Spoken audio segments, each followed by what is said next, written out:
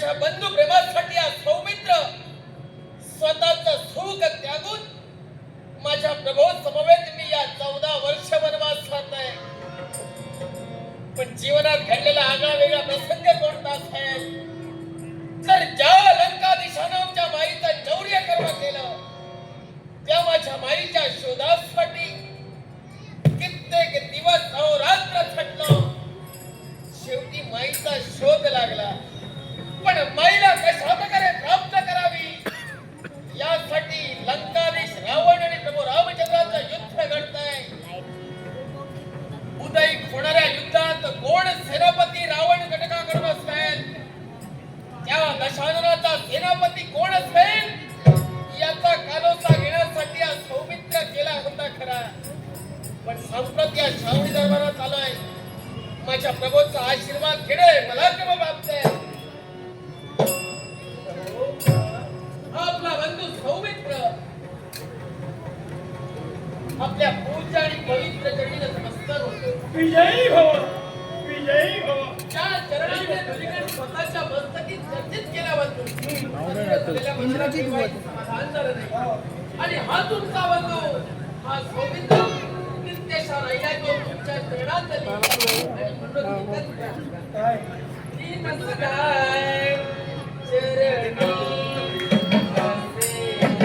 इंद्रजित वध.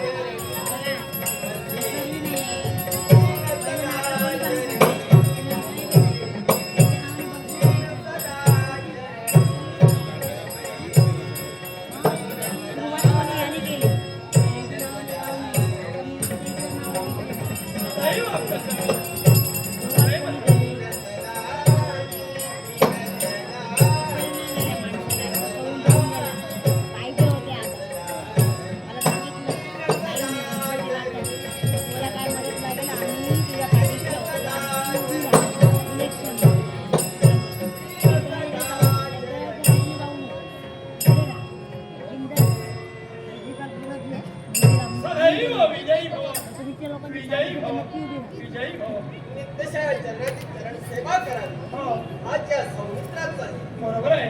पण सौमित्र केवळ माझा आशीर्वाद घेऊन स्वतःची जबाबदारी पार पाडण्यासाठी तू येणार. मग पुढे काय झालं? रावण पक्षाकडून कोण योद्धा कोण सेनापती असेल याचा कानोसा सौमित्र घेत होता. पण संतताच्या प्रतीक्षेपात काहीच मिळत नाही. पण कोण योद्धा आपल्या समोर वीर बळपोषण करून असेल याचा भाग पडता या सौमित्राला नाही. आणि हाच विचार सौमित्र करत होता. आणि म्हणून तुझ्या शेतात श्रावणी दरबारात हा सौमित्र आलाय.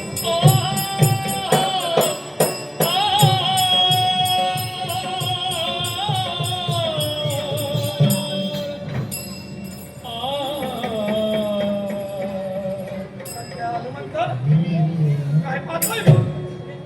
काय म्हणतोयस तू सांग? हे काय चाललंय तुझ्या कलमी? अरे नित्य नियमानं या राघवाच्या चरणी लीन होणारा जय श्रीराम हे मुखातून शब्द होणारा आज अधोन अल्पानं या वसुंधरेजवळ पाहतोय. प्रभो काय याला कारण? जिभेच्या टोकावरून फेकणारे शब्द माझ्या होठाच्या पकडीत बंद होता. प्रभो, तुला सांगण्यापूर्वी ही माझी जीवा बरं, का बोलतोय यार? सगळ्यांचं का म्हणतोय काय झालंय तुझं? हे प्रभो, हा दुःख करतोय. हे सौमित्र, संपलं आपलं सर्वात काय पुढे ते शब्द सर्व लयाला गेलं. सख्या. अरे आज तवाच तू माझी आज्ञा कधी अमान्य केली नाही. वेळोवेळी केली जबाबदारी पार पाडलीस आणि आज स्वतःची जबाबदारी करत असताना कोणाच्या आशावर माघारी आला. देवा, काय नको जणू हे लागला. माझा पुरुषोत्तम आतापर्यंत दिलेला शब्द या हाताने सुद्धा पूर्ण केला. पण आज तुला दिलेला शब्द माझा तर ठरलं? नाही, मला जाणून घ्यायचंय नेमका तू काय बोलतोय. प्रभो, असं का दुःखा करतोय. प्रभोजींच्या सगळ्या मी हातोहात व्यक्त केले. त्या बाईचा शोध घेतला, लंका धड केलं, सागरी सेतू बांधला. तिच्या मुक्ततेसाठी राम रावणाच्या युद्ध पेटलं गेलं. पण आज सर्व व्यक्त ठरलं आणि तिच्यासाठी आम्ही प्रयत्न करतोय. प्रभो,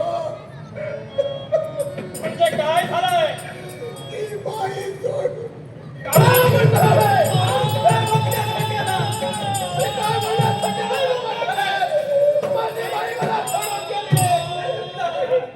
काही भक्त सगळे सत्य मिळालाय. तुमच्या मुखातून निघणारा असत्य मिळालाय. काही भक्त सगळ्या माझी बाई मला सोडून जाऊ शकत नाही. काही भक्त सगळ्या माझी आई होती रे. त्या आईबद्दल मी वाईट बोलेन का? तिच्या चरणाला साक्ष ठेवून सांगतो, या डोळ्यानी, या नेत्रानी सीताबाईचा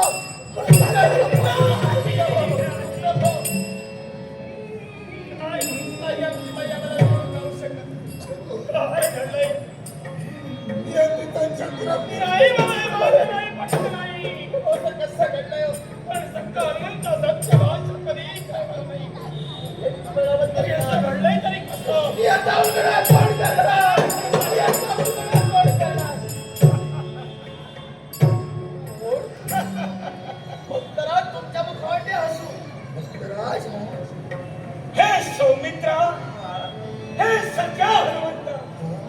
प्रभो, नमस्कार करतो. भक्तराज प्रभो, या श्रावणीमध्ये आपण दुःख करतात याचं आश्चर्य मला वाटते. भक्तराज, अहो आम्ही त्रय वर्ग दुःखाच्या खाईत लोटलो गेलो. जिच्यासाठी आम्ही आतापर्यंत आटोकाट प्रयत्न केले, ती बाई आम्हाला सोडून गेली आहे. हसताय? सख्या हनुमंत, आश्चर्य वाटते. आतापर्यंत विजयाची विजयश्री आमच्या बाजूने चालून आली. एवढंच नव्हे तर या लंकेत काय घडतंय हे मी माझ्या नेत्रांनी प्रत्यक्ष पाहतोय. हे प्रभो, पण यावेळी फार मोठा प्रश्न निर्माण झाला. भक्तराज, केवळ राघवाला जाणून तुम्ही राघवाच्या पक्षात सामील झालात.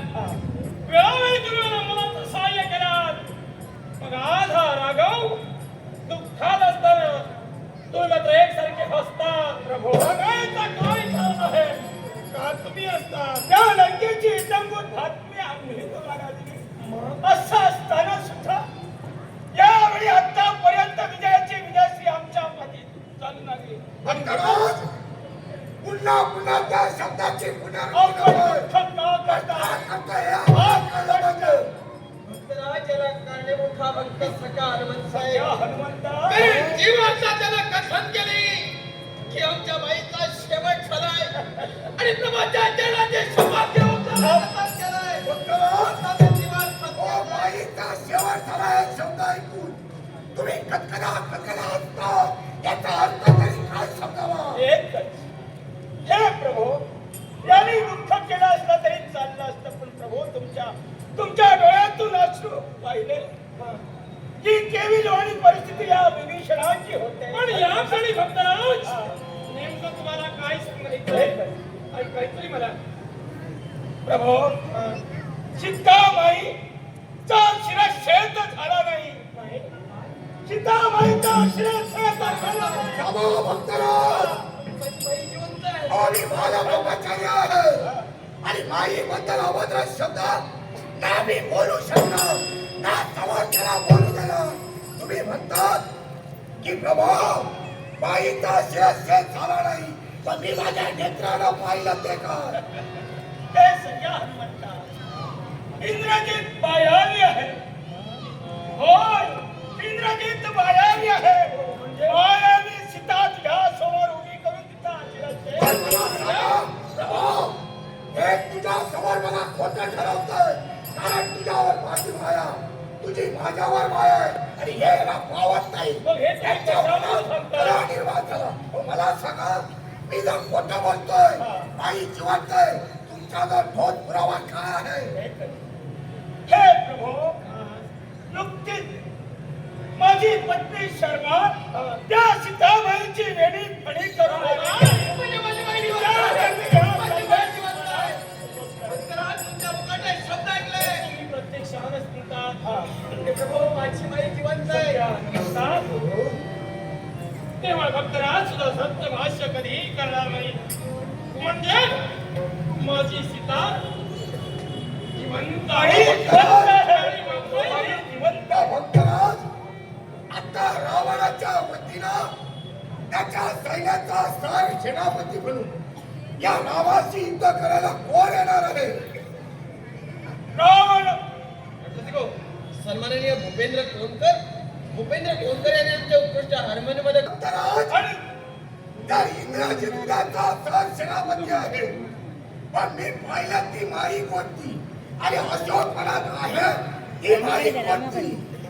तुमचा लक्ष विचलित करण्यासाठी मायावी सीता त्याने त्यासमोर निर्माण केली आणि त्यावेळी त्याचा शिरच्छेद केलेला जाती. हो, तुमचा लक्ष दुसरीकडे इंद्राजितानं मायावी सुद्धा निर्माण केली. आलोय याच वेळी आत्मशक्ती. प्रभू, हाच प्रश्न माझ्या मनात उपस्थित होतोय. जर उदयचा सेनापती हा इंद्रजित म्हणजे मेघनाथ असेल आणि हा तर मायावी विद्येत प्रवीण आहे, मग त्याच्यामुळे आपला निभाव पण लागेल. प्रभू, मला सांग, मी उद्याच्या बोलायला दिनाच्या जात असतेवेळी भक्तराज, तुम्ही सर्वांनी मला माघारी का म्हणले. कारण आहे त्याला. असं काय करू प्रभू. तेव्हा त्याचं नाव ऐकताच नाही तुमच्या पावलाला तो निघाला ते बरोबर आहे. पण तो इंग्रजी नेमका कुठे आहे, काय करतोय. हे प्रभो, तो इंग्रजीत म्हणजे सामान्य नव्हे, त्याचा मृत्यांग हा वेगळा वेगळा आहे. असं काय केंद्र आहे त्याच्या मृत्यूचं. यज्ञ पवित्रधारी, ब्रह्मचारी, निद्राहारी नव्हे तर अन्न निराहारी, तो कोणी असेल त्याच्याकडूनच त्याचा भक्तराज, तो वीर या चार मताला सांगत असेल तो त्याही त्याला मानू शकतो. प्रभाव, सावित्र, भक्तराज, सिद्धार्थ, हे सारे गुण या अंजनी सुताच्या अंगी. कारण ती यज्ञ पवित्र झाली आहे हे कुणाला सांगण्याची गरज नाही, प्रत्येक विश्वास ओळखतोय. दुसरी गोष्ट, मी मुद्दा ब्रह्मचारी नव्हे, मी भावाला ब्रह्मचारी आहे. अर्थात मी त्याला मारू शकतो. तू मला ब्रह्मचार्य सगळ्या हनुमंता, पण हे होणे शक्य नाही. कारण विवाह झाला असून सुद्धा तो ब्रह्मचार्य राहिला. होय, भक्तराज, या विश्वाच्या काही लग्न होऊन सुद्धा तो ब्रह्मचारी असा कोण पुरुष आहे. आहे कोण आहे आणि तो इथंच आहे. कोण तो. तुझ्या समोर आहे सौम्य. माझा या गोष्टीमध्ये विश्वास नाही. लग्न होऊन सुद्धा असा कोण पुरुष ब्रह्मचारी राहील कसा तो मला पटतो सांग. फक्त सख्या मग आई, हा सौमित्र लग्न होऊन सुद्धा ब्रह्मचारी कसा. अरे यज्ञोपधारी तर मी आहे, ब्रह्मचारी कसा साहेब तर माझ्या अंगाला लागलेली हळद